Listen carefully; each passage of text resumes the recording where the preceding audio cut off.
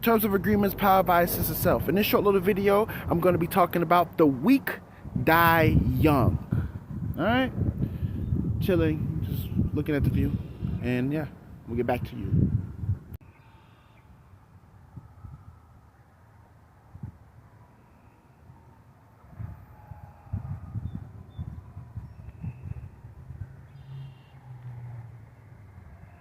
All right, so what do I mean by the weak die young? Right? And it's really simple. It's simple. If you can't do or have a positive relationship with everything that is, right, then you will suffer. And when you suffer, you're going to start doing stuff because your emotions are all out of whack. That's going to affect you in the worst way. Now, I can also say this.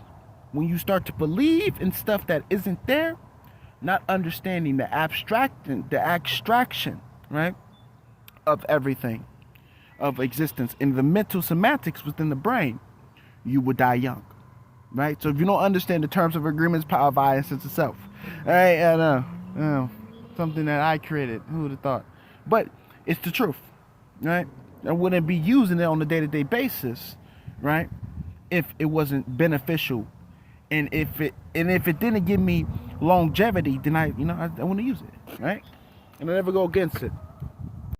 Now, looking at the terms of agreements, the terms of agreements is very special and is very important, right? Because it says whatever you believe, it becomes true because you put your energy behind it and it becomes real, right? And this is important because what the terms of agreements is saying is start at no. Don't start with yes. Start at no. Right? Because when you start at no, you're practicing one critical skill, critical thinking skills. That's what you're practicing when you start with no. You're using your critical eye to evaluate something and see if it's beneficial or not, or just because right? Why do you evaluate it? Because you know that once you start to believe it, you're going to start seeing it. Right? You're going to start perceiving it as that way because that's now your interpretation of what it is, right? And you can look at the power of I, right, that says everything comes from me first, using the first principle. Everything comes from me. So I am the person perceiving the phenomena, the horizon, not the horizon perceiving me.